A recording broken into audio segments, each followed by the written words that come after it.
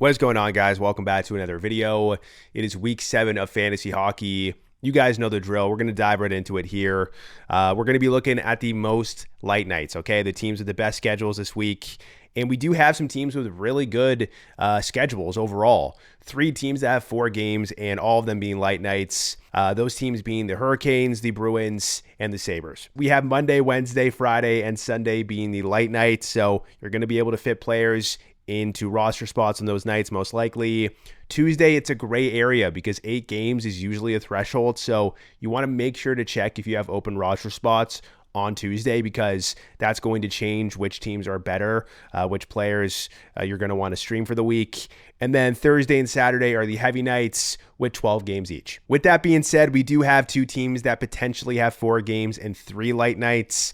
They both have games on Tuesday, the Flames and the Blackhawks. So it will depend, like I said, but they could be potentially good streaming options. And then we also have 2 teams with 3 games and 3 light nights. The Wild have guaranteed 3 light nights. The Jets, it depends because they play on Tuesday. In terms of the opponent goals against average here, a lot of these teams is pretty solid, but the Blackhawks, it's kind of tough, and the Wild is tough as well. So yeah, that might factor in your streaming decision. For the rest here with most light nights, we do have 3 teams with 4 games and 2 guaranteed light nights, the Ducks, the Capitals, and the Oilers.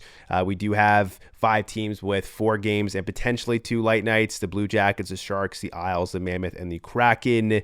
Some of these teams having really good opponent goals against average. And then we do have 2 teams that have 3 games and 2 light nights, the Los Angeles Kings and the Vancouver Canucks. Before we move on, I want to give a shout out to the sponsor of this video, Fantasy Roundup. This is a website where you can connect your ESPN and Yahoo fantasy hockey account, and you guys can automate your waiver wire pickups. You no longer have to set an alarm for 3 a.m. to get the players that you want, the streamers that you want, especially on a week like this when there's so many great streaming options with teams that have 4 games and all of them being light nights. So make sure you guys head over to Fantasy Roundup. You guys can make an account. There's a 7-day trial if you want to check it out.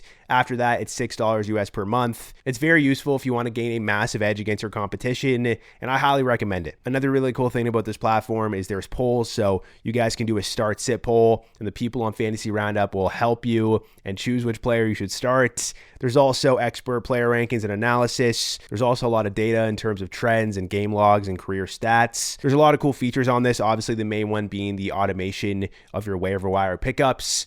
But yeah, overall, if you guys want to check it out, the link to the website is in the pinned comments below. This is very useful, like I said.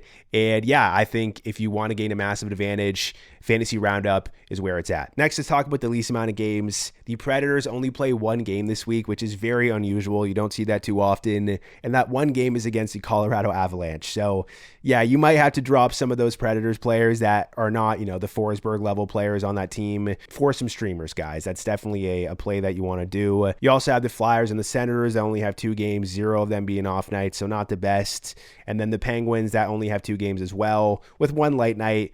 But yeah, it's not the best for maximizing your games. Also, guys, real quick, if you want to follow me on Twitter/X for up-to-date fantasy hockey information, follow me at Fired Up Fantasy, and also join the Discord. The invite link is in the description in this video. If you want to join the Discord community and chat some fantasy hockey with a bunch of fantasy hockey fans, I highly recommend you join it. Moving on to the streamers, obviously the best streamers are going to come from the Sabres, the Hurricanes, and the Boston Bruins because of guaranteed 4 games and all of them being light nights. With the Sabres, we do have some injuries and things of that nature. And with those injuries, you do have some players that are very low rostered that are getting a lot of ice time right now and good power play deployment. Alex Tuch is obviously a great option, but he's not on power play 1. Isaac Rosen, he's in the top 6 and on power play 1. Same thing with Jack Quinn and Noah Ostlund. So yeah, these are very low percent guys. Like on Yahoo, it's like below 3 or 4%. Guys that are getting a lot of ice time, guys that are producing like Rosen. You also have Ryan McLeod, who's on line 1 with some of these injuries with Tage and Tuch.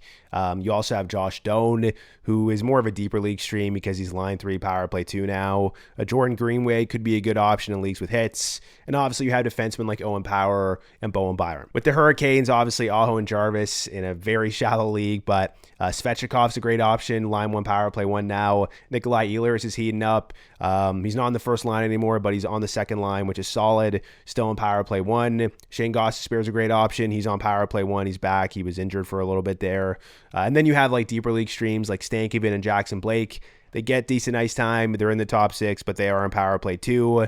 You do have Alexander Nikishin and Keandre Miller for those peripherals, although Nikishin's ice time has decreased with some of these defensemen that have returned from injury, so keep that in mind. And then you have some deeper league guys like Martin Nuke, Stahl, Taylor Hall, etc. Then for the Bruins, you obviously have Morgan Geekie in a more shallow league because he's been picked up quite a bit. He's been a beast. Pavel Zacha, top 6 power play 1. Charlie McAvoy in a shallow league.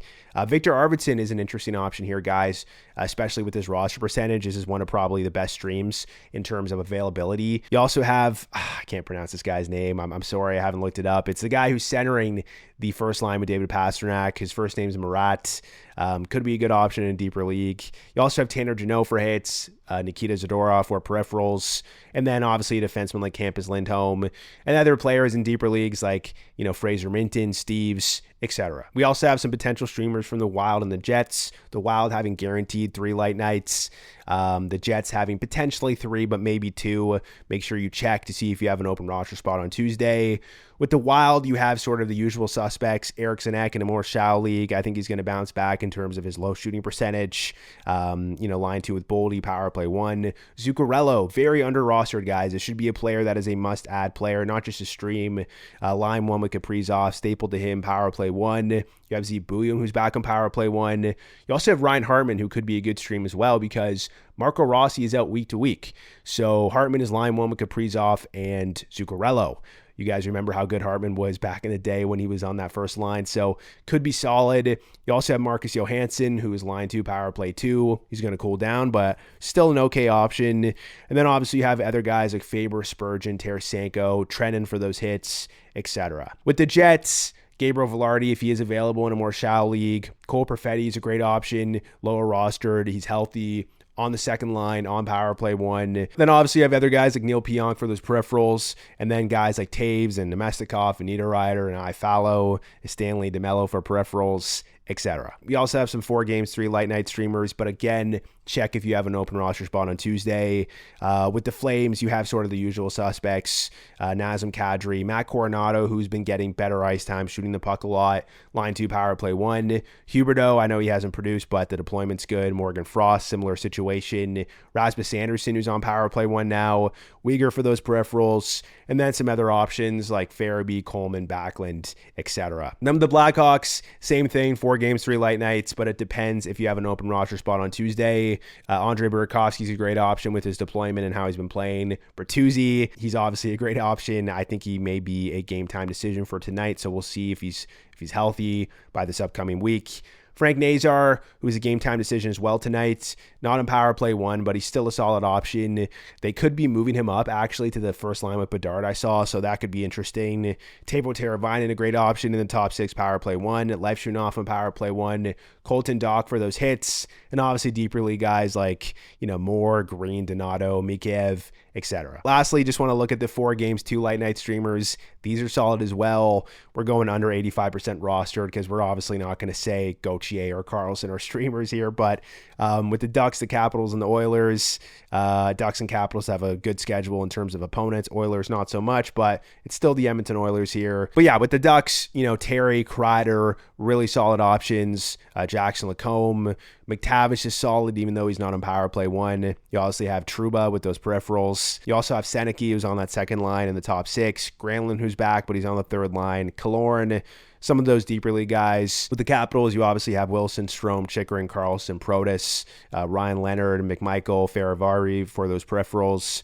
And then with the Oilers, you have Zach Hyman, who is back. Not sure if he's going to be power play 1 right off the bat, but we'll see. Jack Roslovic, who's obviously been a beast in the top 6. We'll see if power play 1 continues. Matthew Savoy, who is line 1 right now with McDavid and Hyman, getting a decent amount of ice time. This is an intriguing option in a deeper league and obviously a great stream for the Monday and Wednesday games.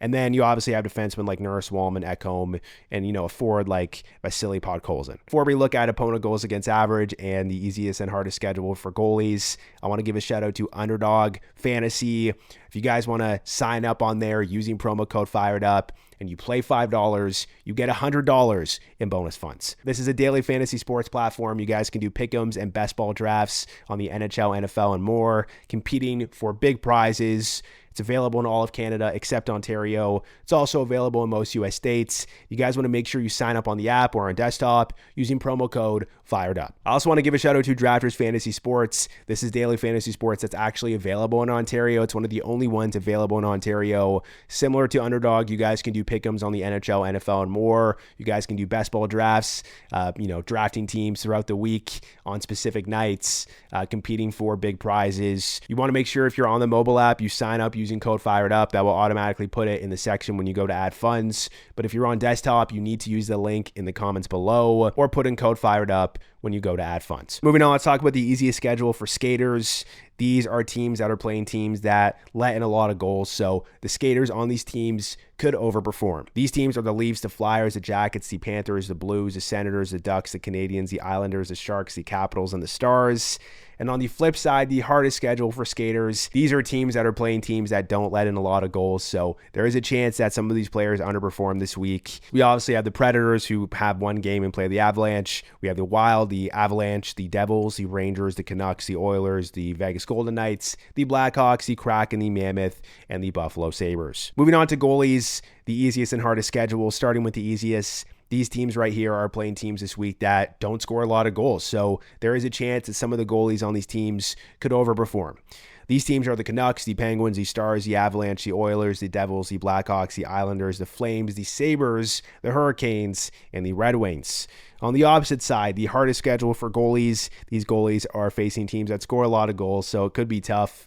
You have the Predators, obviously, who play the Avalanche in their one lone game. Then you have the Rangers, the Senators, the Bruins, the Wild, the Ducks, the Jackets, the Golden Knights, the Sharks, the Blues, the Canadiens, and the Kraken. Moving on to some new Powerplay updates. I'm recording this Saturday around like 2 p.m., so I will comment below any big changes that we see from the Saturday night's games.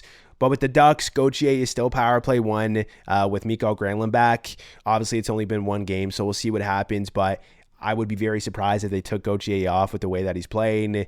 With the Sabres, obviously, we have some injuries like Jason Zucker, so this will change. But we have Noah Ostlund, Jack Quinn, and Roseanne on power play 1. Byram was power play 1, but Rasmus Dahlin is back skating, so it's not going to be for long, guys. Dahlin will be back. With the Flames, we have Rasmus Andersson, Huberdeau, Kadri, Frost, and Coronado on power play 1, so that seems to be the dedicated first unit. St. Prek is obviously still injured. With the Hurricanes, we have Shane Gostisbehere back on power play 1. We know that Seth Jarvis got injured in game. He got a high stick to the eye, but it's not supposed to be serious, so we'll see what happens there. It's going to be Jackson Blake if Jarvis misses a couple of games. We also have Arturi Lehkonen getting moved up to power play 1 because Nichushkin is out week to week. Surprise, surprise. I guess he just can never stay healthy. That's great. With Columbus, Fantilli was power play 1 because Kent Johnson got scratched. But when Kent Johnson returned in the first game back since being scratched, they actually kept Fantilli on power play 1. So we'll see if that lasts. I don't know if it will, considering what we've seen so far. But if it does, that is obviously massive news for Adam Fantilli. With the Red Wings, are running 1A, 1B units because their power play has been struggling. Don't expect this to last long, but they have Finney and Danielson on the 1A power play unit and DeBrincat and Kane on the 1B power play unit. With the Oilers, don't know what the power play units are going to look like just yet, but Zach Hyman is returning tonight in Saturday's game. So we'll see what they do there and what happens in the next, couple of games or so. With the Florida Panthers, this is sort of a big one. They're running a dedicated first unit over the last couple of games. At least that's what it looks like right now if you're looking at the power play time on ice percentage. And that first unit is Sam Reinhart, Carter Verhaeghe, Brad Marchand, Anton Lundell, and Seth Jones. Obviously good news for some of these players. Then with the Los Angeles Kings, Corey Perry has been stapled to power play 1. The only thing that's sort of up in the air is who's going to be the other guy on this power play unit. They moved Byfield down to power play 2 for a game and had Kuzmenko and Perry on power play 1, but then they scratched Kuzmenko. So with Kuzmenko scratched, they moved Byfield back up to power play 1. It's really hard to say what's going to happen here. Obviously, one of Kuzmenko or Byfield are going to be hurt fantasy-wise. Obviously, I would hope it would be Perry. That's not on power play 1 because his even strength deployment isn't great. But, yeah, we'll have to see what happens there. With the Wild, Zeev Buium is back on power play 1. Good news for him. With Nashville, they're still running those split units where they have, Holla and Evangelista on power play 1 with Brady Shea, and then they have Blankenberg with Stamkos and Marcia So, I believe, on the second unit. We'll see if that lasts. It's lasting for the last couple of weeks or so, but, I'm assuming when Roman Josi comes back, they're going to go back to a dedicated first unit. Now with the Devils, we obviously got the news that Jack Hughes is out 6 to 8 weeks. Not because of a hockey injury, but because of a team dinner. Like, what are we saying here, guys? How did this happen? Very disappointing, obviously, for you Jack Hughes owners. He's going to be out 6 to 8 weeks. In his absence, I'm assuming the forwards that we're going to see on power play 1 are Nico Hischier, Jesper Bratt, Dawson Mercer, and Timo Meier. So very good news for Timo Meier and Dawson Mercer. Now, Luke is still power play 1 because Dougie is out, but Dougie will be back soon. So we'll see what happens there, but yeah, that's the update. With the Rangers, Will Koule is still power play 1, even with Trocheck back. We'll see how long that lasts, but Koule, I believe, has scored 2 power play goals in the last couple of games, so maybe he sticks there. With the Senators, they moved Giroux up to power play 1 and Ridley Greig down to power play 2, but Brady Tkachuk is skating and will be returning soon, so don't know if that's going to last very long. With the Sharks, Willie Mecklin is healthy. He's back on power play 1. With the Lightning, Hedman is injured, so Darren Radish is on power play 1. We'll see if that sticks when Hedman returns, because it kind of was Radish on that first unit, even with Hedman healthy for a little bit there. You also have Bjorkstrand on power play 1 and Hagel on power play 2. With the Leafs, Matthews is out at least 1 week, so Max Domi is on the top unit.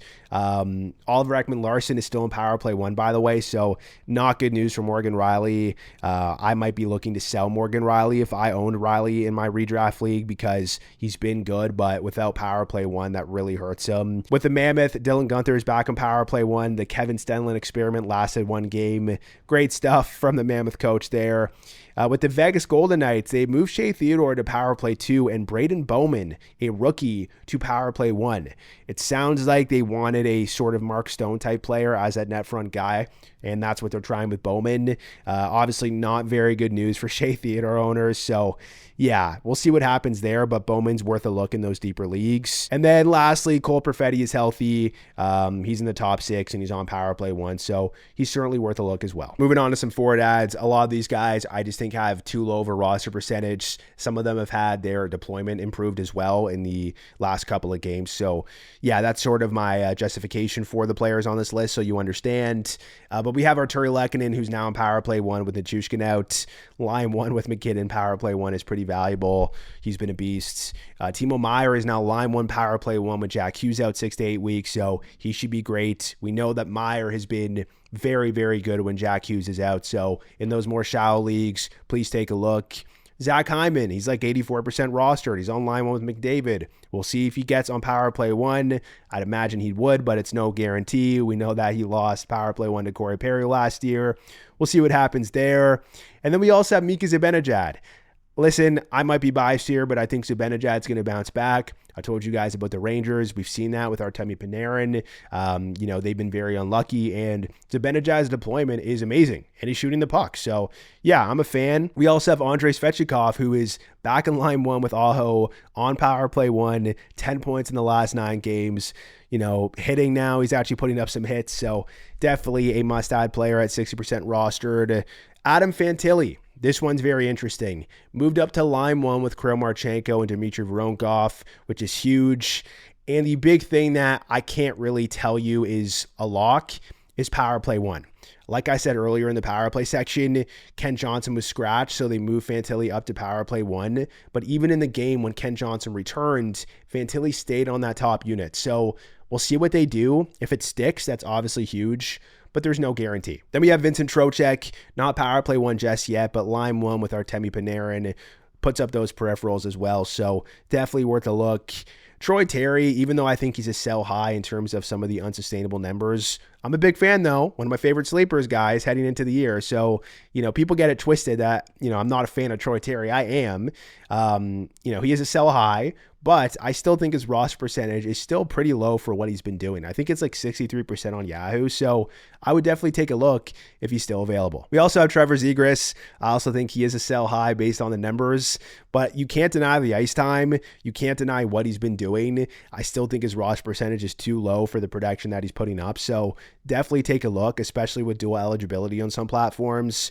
Chris Kreider is still under roster, in my opinion. Brock Besser is still under roster, in my opinion. Matt Zuccarello is way under rostered, guys. He's like 17% rostered for a guy who is stapled to Kaprizov, even strength, and on Powerplay 1. I'm a big fan in terms of how available he is right now. We also have Tyler Bertuzzi, also a sell high based on what he's been doing with some of the unsustainable numbers. The Blackhawks are way overperforming right now, very high on ice shooting percentages, but he is getting the highest ice time that he's been getting in a while. Line 2, Powerplay 1. So I would still pick him up if he is available. You know, he's probably not available anymore, but maybe in a more casual league he is. And moving on to the next page, Carter Verhaeghe. Now listen, Verhaeghe, I have a love-hate relationship with this player. Without Barkov, his value took a big hit, but he is getting more power play time now. They have him on this dedicated first unit. Who knows how long it will last, because Paul Maurice hates to give Verhaeghe power play time.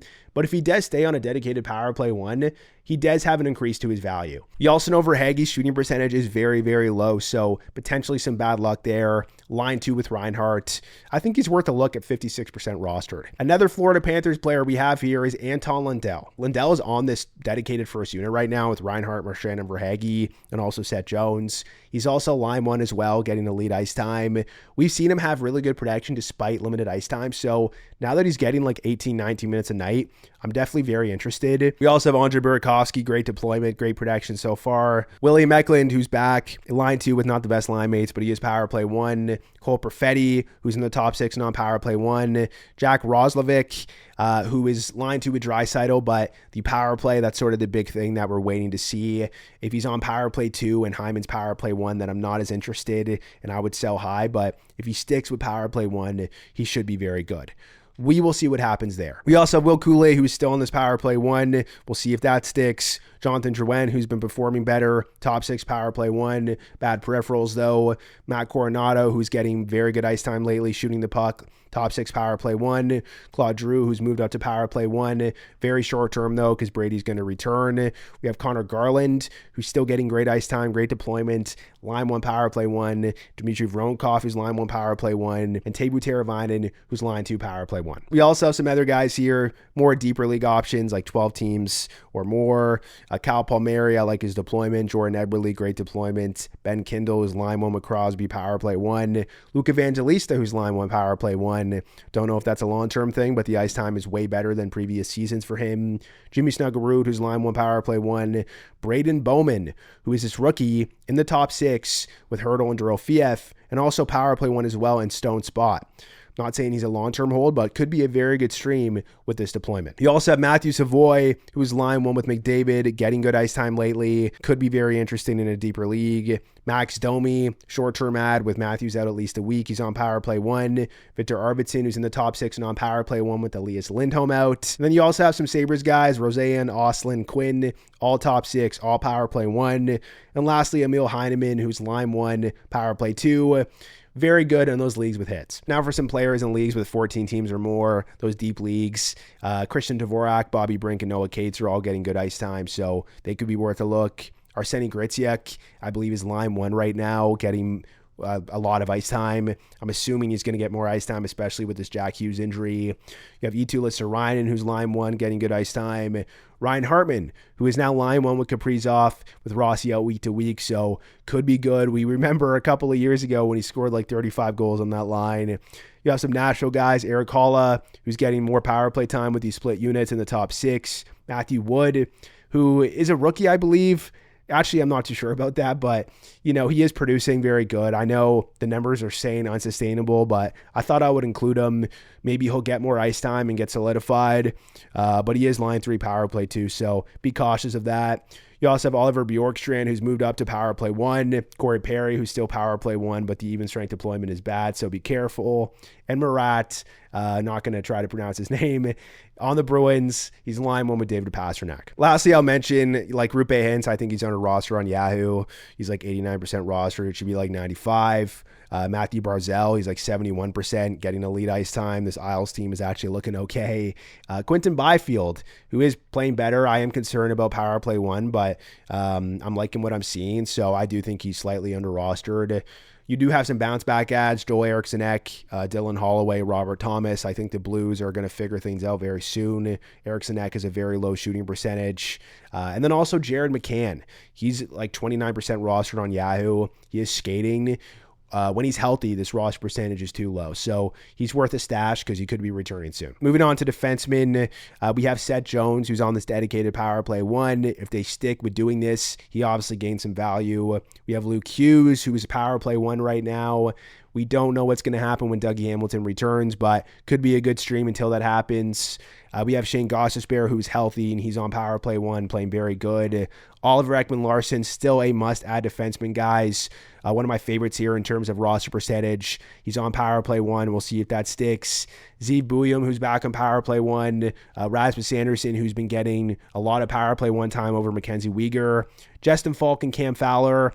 Falk is off power play 1, but the ice time is good, and he is producing good peripherals. Fowler is back in power play 1. Maybe he'll get going when this Blues team figures things out. They are playing a little bit better. He had 2 assists the other night, or last night, I should say. Cam York is getting great ice time lately, so he's worth a look. We also have Artyom Levshunov of the Blackhawks. Doesn't have the best even strength ice time, guys, but he is power play 1. This power play has been pretty good. We also have Darren Radish, who is still power play 1 with Victor Hedman out. We'll see if that sticks, because even when Hedman was healthy for a couple of games, Radish was on this top unit. So we'll see what happens there. But in those deeper leagues where it's hard to find defensemen like this, I would take a look. I still think Jackson Lacombe is under rostered. Vince Dunn, who's been playing better, I think he's under rostered on Yahoo. And then also Quinn Hughes is injured day to day. If he misses like a week or so, Filip Hronek could be a great stream. All right, lastly, I want to talk about some goalie ads here. Sheloff of the Pittsburgh Penguins is still worth a look, especially in those points leagues where volume matters, because Jari is out like 2 to 3 weeks. Same thing with Kevin Lankinen. Demko's out 2 to 3 weeks, so Lankinen's going to be getting the majority of starts. Joseph Wall. Stolarz has not been great, so I think Wall could, split with him or maybe even become a 1A, 1B situation. He is returning soon, so definitely worth a look. Dan Vladar is playing better than Sam Ersson. Ersson still gets starts, but Vladar in those leagues with volume could be very solid. Similar with Yaroslav Askarov, you still have Nedeljkovic there, but Askarov has been the better goalie as of late, so could be a volume play. The Sharks are overperforming though, so be careful. Pyotr Kochekov is solid too. Freddie's injured. Could be short term though, but Kochekov could see some more starts with Anderson beat out. You also have Philip Grubauer. Joey Decord was put on IR. I don't think it's a crazy long-term injury, but he's going to miss the next couple of games at least. So if you want some volume there, Grubauer is a good option. And then lastly, I'll say in some deeper leagues, Jesper Wallstedt could be a good option. He is playing solid. He did have a lot of hype in the last couple of years. Gustafsson hasn't been horrible, but maybe it could work out to be a 1A, 1B situation at some point. We'll see what happens there. We know that Philip Gustafsson is not guaranteed to be the starter like we saw, a couple of years ago. So might be worth a look in those deeper leagues. I want to quickly say that I am recording this Saturday afternoon. If any big injuries happen or deployment changes or anything big in Saturday night's games, I will comment them below. All right, guys, that's the end of the video. Hit that like button if you enjoyed it, subscribe, and I will catch you in the next one.